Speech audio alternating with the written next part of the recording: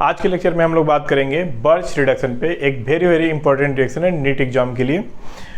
Birch reduction को हम dissolving metal reduction भी बोलते हैं, क्योंकि इसमें जो रिएजेंट होता है ना, वो हमारा रिड्यूसिंग एजेंट वो सोडियम या lithium in liquid ammonia plus ethanol होता है। लिक्विड अमोनिया में हम सोडियम या लिथियम का यूज़ करते हैं, इसलिए इसको डिसॉल्विंग मेटल रिडक्शन के नाम से भी जानते हैं।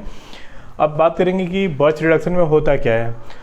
तो जो सोडियम या लिथियम इन लिक्विड अमोनिया जो होता है ना, यह एरोमेटिक रिंग को डाइन में कन्वर्ट कर देता है। यानी कि एरोमेटिक रिंग का रिडक्शन होता है तो बनता है डाई इन। इसको समझने से पहले बस थोड़ा सा हम देख लेते हैं कि ये जो हमारी बेंजीन होती है ना, बेंजीन में जिस पोजीशन पे कोई ग्रुप लगा होता है उसको बोल देते हैं इप्सो। उसके दोनों साइड के ग्रुप कहलाते हैं आर्थो। उसके दोनों साइड के ग्रुप होते हैं मेटा, और सबसे लास्ट में होता है पैरा। इतना सबको पता होता है। अब हम रिएक्शन पे आते हैं। हमने ले लिया बेंजीन, और बेंजीन का रिएक्शन कराने जा रहे हैं सोडियम इन लिक्विड अमोनिया के साथ, और फिर उसको रिएक्ट कराएंगे एथेनॉल के साथ। तो हम जानते हैं कि यह तो बर्च रिडक्शन है, और बेंजीन बदल जाएगी किसमें, डाई इन में। तो ये बदल गया क्या, डाई इन। मतलब एक डबल बॉन्ड क्या हो गया, रिड्यूस हो गया, अब बन गया डाई इन। ये तो सिंपल हमने बेंजीन का रिडक्शन करा है सोडियम इन लिक्विड अमोनिया के द्वारा और बना दिया डाई इन। लेकिन अगर बेंजीन के ऊपर कोई सब्स्टिट्यूएंट पहले से उपस्थित हो तो रिडक्शन कैसे होगा उसको थोड़ा सा हम देखते हैं। सपोज करिए कि बेंजीन के ऊपर कोई इलेक्ट्रॉन विड्रॉइंग ग्रुप लगा हो। इलेक्ट्रॉन विड्रॉइंग ग्रुप ऐसे ग्रुप होते हैं ना जो बेंजीन रिंग से इलेक्ट्रॉन डेंसिटी को अपनी तरफ खींचने लगते हैं। तो अगर इस पर इलेक्ट्रॉन विड्रॉइंग ग्रुप लगा हो तो क्या होगा, इलेक्ट्रॉन डेंसिटी बेंजीन की कम करेगा वो। तो इसके केस में क्या होगा, सोडियम इन लिक्विड अमोनिया से रिडक्शन कैसे होगा।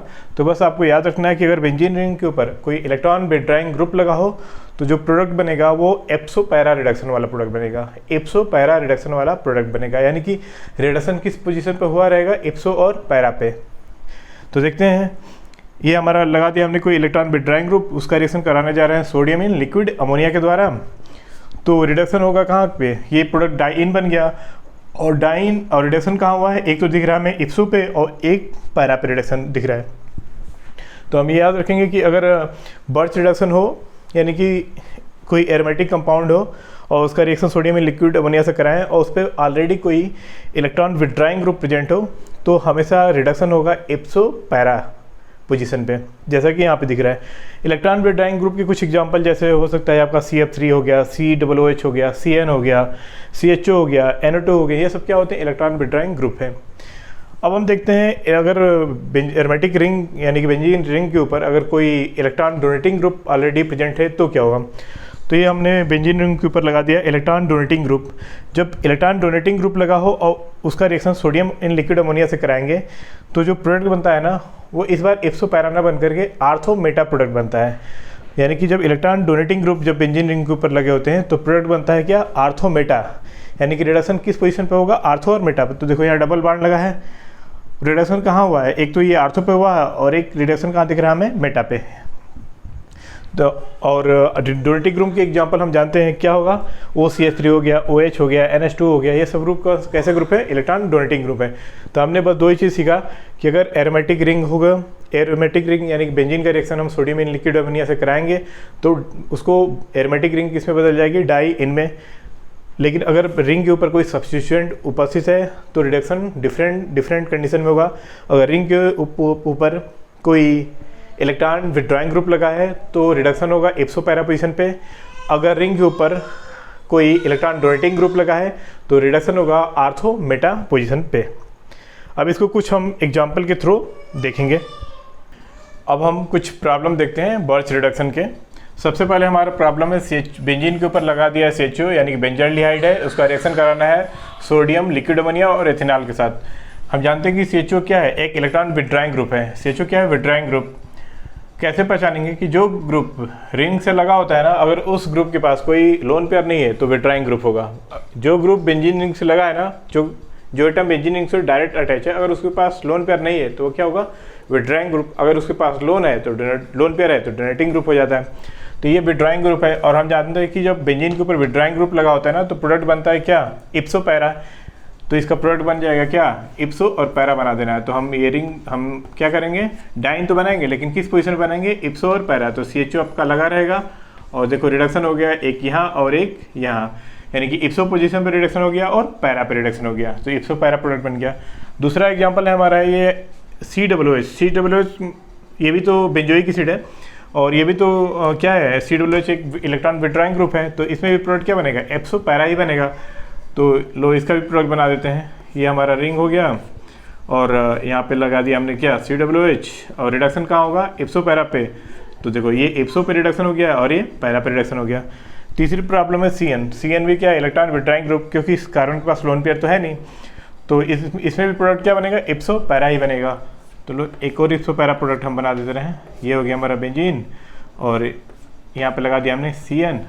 देखो इप्सो पर भी रिडक्शन हुआ है और पैरा पे भी रिडक्शन हुआ है, और इस तरह से तीनों केस में क्या बन रहा है, डाइन ही बन रहा है। तो हम जानते हैं कि जब रिंग का रिडक्शन, बेंजीन रिंग का रिडक्शन होगा तो डाइन ही बनेगा। हाँ, सब्स्टिट्यूएंट डिसाइड करेगा कि किस पोजीशन पर रिडक्शन होगा। अगर विड्रॉइंग ग्रुप है जैसा कि CHO, COOH, CN, तो हम जानते हैं कि रिडक्शन कहाँ होगा, इप्सो और पैरा पे।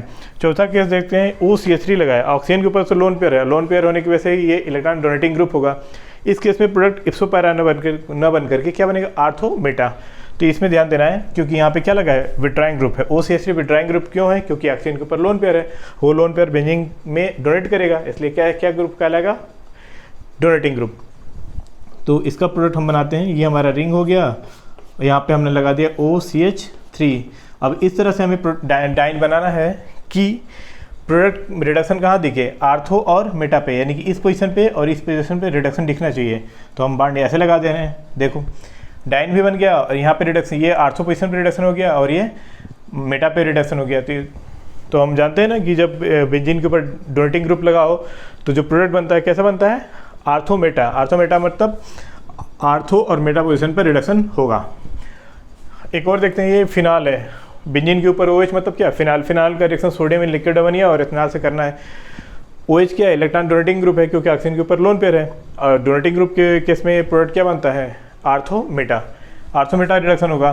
तो चलो इसको भी बना देते हैं। ये हमारा हो गया अब क्या, बेंजीन रिंग, और इस पर हमने लगा दिया OH, और इस तरह से प्रोडक्ट बनाना है कि आर्थो और मेटा पे रिडक्शन दिखे। तो यहाँ पे कोई ग्रुप नहीं, डबल बॉन्ड नहीं होना चाहिए, यहाँ पे नहीं होना चाहिए, आर्थो पे नहीं होना चाहिए, मेटा पे नहीं होना चाहिए, तो डबल डाइन हमने यहाँ बना दिया। तो इस तरह से हमारा प्रोडक्ट बन गया। तो ये होता है बर्च रिडक्शन एरोमेटिक कंपाउंड्स में। अब हम इसके साथ ही एक और बर्च रिडक्शन की बात करेंगे। बर्च रिडक्शन एल्काइन का भी होता है, थोड़ा उसको भी देख लेते हैं। अब हम एल्काइन में बर्च रिडक्शन की बात करते हैं। जब एल्काइन का reduction sodium in liquid ammonia and ethanol के साथ करते हैं ना, तो एल्काइन ट्रांस एल्किन में बदल जाती है। आपको ध्यान रखना है, एल्काइन किस में बदलती है, ट्रांस एल्किन में। एक्चुअली यहाँ पे हाइड्रोजन का एंटी एडिशन होता है। देखो हमने लिया कोई alkyne, C triple bond C, CH3 लगा है। अब इसका हम करने जा रहे हैं reduction sodium plus liquid ammonia और इथेनॉल के द्वारा।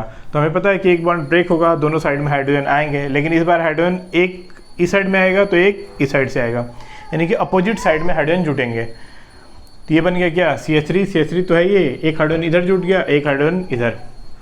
ये जो एल्किन बनी है ना, ये एल्किन है ट्रांस एल्किन। क्यों ट्रांस है, क्योंकि जो सेम ग्रुप क्या दिख रहा है आपको, अपोजिट साइड में हाइड्रोजन इधर है तो दूसरा हाइड्रोजन उधर, एक CH3 इधर है तो दूसरा CH3 इधर। तो जब सेम ग्रुप दोनों अपोजिट साइड में हो, 180 के एंगल पे हो, तो इस टाइप के एल्किन को बोलते हैं क्या, ट्रांस। और जब सेम साइड में रहते हैं तो सिस बोलते हैं। तो आपको याद रखना है कि जब बर्च रिडक्शन में क्या होता है कि जो एल्काइन होती है ना, वो एल्काइन किस में बदल जाती है, ट्रांस एल्किन में। जबकि हम इसे पहले एक रिएक्शन पढ़े थे, लिंड-लार्ड कैटलिस्ट, वो एल्काइन को सिस एल्किन में बदलता था, जबकि बर्च रिडक्शन में एल्काइन किस में बदल जाती है, ट्रांस एल्किन में। एक्चुअली क्यों होता क्या है, यहाँ पे H2 का एंटी एडिशन हो जाता है, जिसके कारण एल्काइन बदल जाती है ट्रांस एल्किन में। आपको बस एक चीज़ याद और रखना होगा कि जो एल्काइन जो होती है ना, जिसमें ट्रिपल बॉन्ड बीच में हो, वही किस में बदलेगी, ट्रांस एल्किन में। अगर एल्काइन नॉन टर्मिनल है, यानी कि कोई छोर पे है, तो वो ट्रांस एल्किन में नहीं बदलती है। तो ये था बर्च रिडक्शन, जो एरोमेटिक कंपाउंड यानी कि बेंजीन और एल्काइन दोनों देते हैं। तो इस तरह से हमने आज बर्च रिडक्शन को कंप्लीट कर लिया।